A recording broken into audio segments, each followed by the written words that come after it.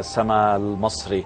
سما المصري خصوصا وأنك كنت متزوجة من أحد النواب التابعين لجماعة الأخوان المسلمين في مصر، يعني أنت عشت مع هذه الجماعة ومن ثم انقلبت عليها وهزأت بها وتخطيت كل الخطوط الحمر مع قياديي تلك الجماعة بالأسلوب الذي شاهدناه منذ قليل. ما الذي دفع لسما المصري إلى فعل ما فعلته؟ اولا انا حكايه ان انا كنت متجوزه واحد، انت تقصد انور البلكيمي النائب السلفي؟ نعم. دي كانت اشاعه وانا طلعت كدبتها، وهو بعد فتره طلع كدبها وقدم فيها بلاغات وانا قدمت فيه بلاغات وكده، وهو اتنازل وانا في الاخر ما رضيتش اتنازل يعني، بس تقريبا النيابه حفظت تحقيق لاني ما بشرتوش. ده اول حاجه ان انا ما كنتش متجوزاه. تاني حاجه انا ليه بهاجمهم؟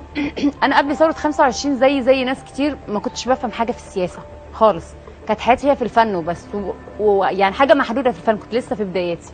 فجه لما مرسي اتكلم عن المانجا بعد ما جه، انا طبعا انتخبت الفريق شفيق عشان الدوله مدنيه، ما انتخبتش مرسي. فلما جه مرسي قلنا مفيش مشكله عادي يعني ربنا اراد كده خلاص. هو بدا يتكلم عن المانجا وان المانجا رخيصه فانا استغربت، يعني الناس هتطبخ مانجا؟ فجيت بعد كده جت في دماغي فكره، كنت بسمع اغنيه اسمها كيد العزلة من يوم، فحطيتك وطلع بعدها خيرت الشاطر قال مشروع النهضه طلع فنكوش.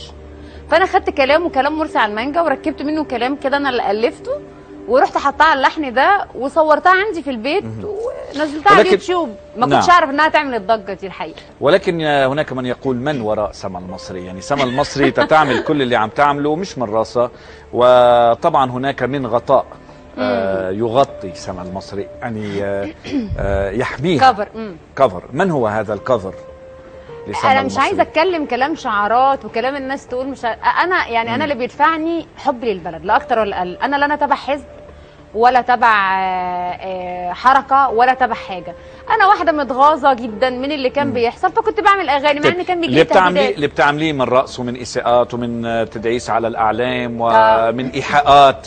تقولي لي ما في ايحاءات؟ يعني كله ايحاءات. حلو. هل هيدا حلو؟ بعرف حلو، بس هل هيدا هو حب للبلد ولا اساءه لصوره البلد؟ اولا انا يعني حكايه اساءه لصوره البلد دي ما فيش واحده مصريه حتى ما اقدرش شك في وطنيه حد يقدر يسيء للبلد. تمام، دي حاجه. تاني حاجه انا ايحاءاتي كلها في شكل كوميدي، يعني انت لما عملت اغنيه ابو اسماعيل بتاعت هتقولي تلمي يا بنتي يا غازيه هقول لك حمرا يا زعيم البلطجيه، ما هو ده في شكل كوميدي برضه. وعيب يا مور سيكا يا ابو صباع بطل. لا انا بقدم الموضوع بشكل بس الكوميديا لا فين؟ لا انا وانا يعني قاعده باللي بنشوفه دلوقتي الكوميديا فين؟ لا انا في الكليبات هات لي كليب واحد انا لابسه فيه لبس مكشوف او بقول ايحاء بشكل يعني سكسي، لا خالص، كلها بشكل كوميدي. يعني الايحاءات اللي الناس بتقول عنها انها حاجات مبتذله بقولها بشكل كوميدي. بس هي حاجات مبتذله صح؟ ما انا بعملها فور انترتينمنت، ما بعملهاش فور حاجه. يعني انا مش فور شو؟ انترتينمنت. يعني انا مش بعمل كده اقوم اشجع ناس يقوموا نازلين ايه المظاهرات.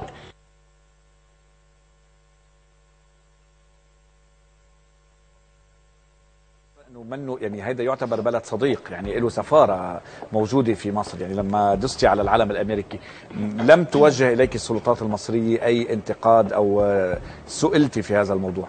اولا انا لو طلت ادوس على امريكا ذات نفسها وهي بتقول الكلام ده عن مصر وهي بتقول ان حصل في مصر ده انقلاب، انا كنت دوست عليها مش بس على العلم بتاعها. وانا قصدت ان انا اروح احرق العلم قدام السفاره بتاعتها عشان اقول لها اهو انا بحرق علمك قدام بيتك، فاهم؟ لان حرق علم وانا كنت بحرق علم امريكا كنت حاسه بحرق علم اسرائيل، لان هم اللي بيعملوه اوفر بجد. يعني باترسون اللي عملته واوباما اللي بيقول عليه بجد زياده عن اللزوم. فيعني انت مستكتر عليا ان انا احرق علمهم؟ ما اعمل ده، انا لو طلت احرقهم كلهم في جسمهم هحرقهم. جريئه انا هتسجن انا يا جدعان. هتتسجني مع مين؟ اليوم السجون مليانه في مصر، هتختاري تقعدي حد مين اليوم اذا سجنوكي في مصر؟ هتقعدي حد مين؟ بصراحه هتسجن مع مبارك. لا ما هو خرج خلاص. لا لسه محبوس في المستشفى. في المستشفى. لا صار اعمل عينه بقى ويحبسوني. لا هو صار اقامه جبريه. اذا دعوك انك تنسجني بسجن مع القيادات المسجوني هلا من الاخوان المسلمين تختاري؟ لا انا مش هتسجن مع الرجاله، انا نفسي ام ايمن يتقبض عليها وتسجن معاها. ايه ما عشان انت عايزه اروقها بصراحه. ما انت اخت الرجاله مثل ما بيقولوا، نحن اخت الرجال ما ينفعش اروح اشترك في وسط الرجاله ابدا. اروح مع واحده ست، فانا افضل يا ام ايمن يا بكينيم، بس ام ايمن اكتر يعني عشان بحبها قوي، فلازم يعني. معك علم مصر؟ علم مصر طبعا. معك صوره الفريق السيسي؟ حبيبي الملايين السيسي ده. على فكره عايزه اقول لك على حاجه، بتعتبري انه ممكن يكون الفريق السيسي هو جمال عبد الناصر مصر؟ هي احنا فعلا معتبرينه في مصر هو جمال عبد الناصر الثاني فعلا، لان هو راجل بصراحه يعني ما خيبش املنا كلنا، ويعني صدق في الوعد اللي وعده ان هو يعني هيرجع مصر للمصريين، يعني هو رجعنا مصر. قد ايه وصلتي باللي عملتيه؟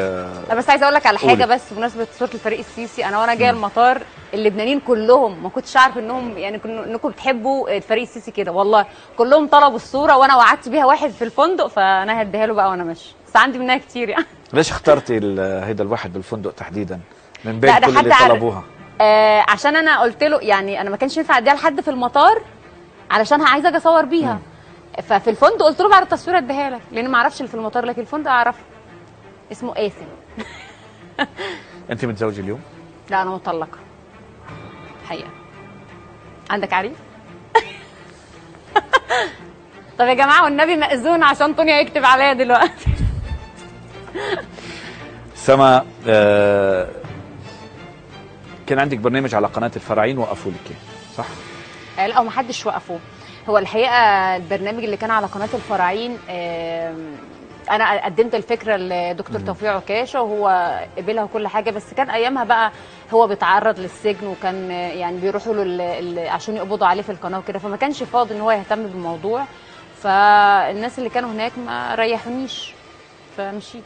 طيب اليوم بيقولوا انه كل اللي عم تعمله اليوم سما المصري هي لتصال فنيا ولا تنشهر، يعني مش حب يعني مش حب بلد، مش حب وطن، مش وطنيه بقدر ما انت كل اللي عم تعمليه لتصيري محط انظار وتحت الاضواء بالنسبه للناس، يعني تلفتي الانتباه.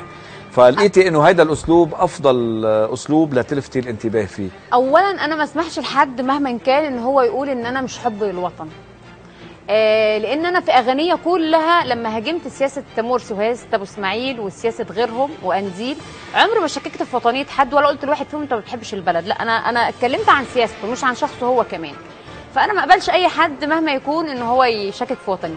كأن بقى ان انا بعمل ده عشان الشهره، اولا ما فيش اي واحده عاقله في الدنيا هتتشهر على حساب حياتها. يعني انا جالي تهديدات كتير وناس طلعت عليا على الدائري قبل كده، بس طب ليه ما نفذوا؟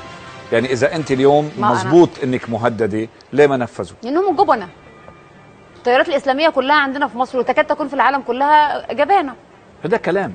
لا مش كلام، دي حقيقه. يعني هو هيدا كلام يعني اليوم انت تتقولي هيدا الكلام، يعني انت في حدا داعمك، في حدا مغطاكي، في حدا ما تقولي او ليه؟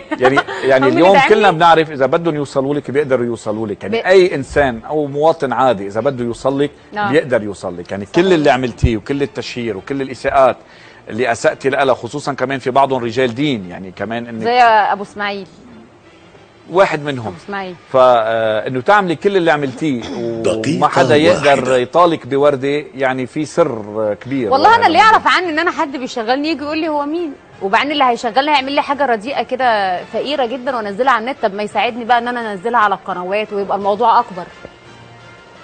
يعني ليه هعملها بالامكانيات الضعيفه دي وانزلها على النت؟ طب ما اللي يصرف بقى، اللي بيعمل سبورت يعمل سبورت، ولا هيقولوا دي كمان عاملاها عشان ما تبانش ان في حد وراها؟ بكره شو؟ نشوف.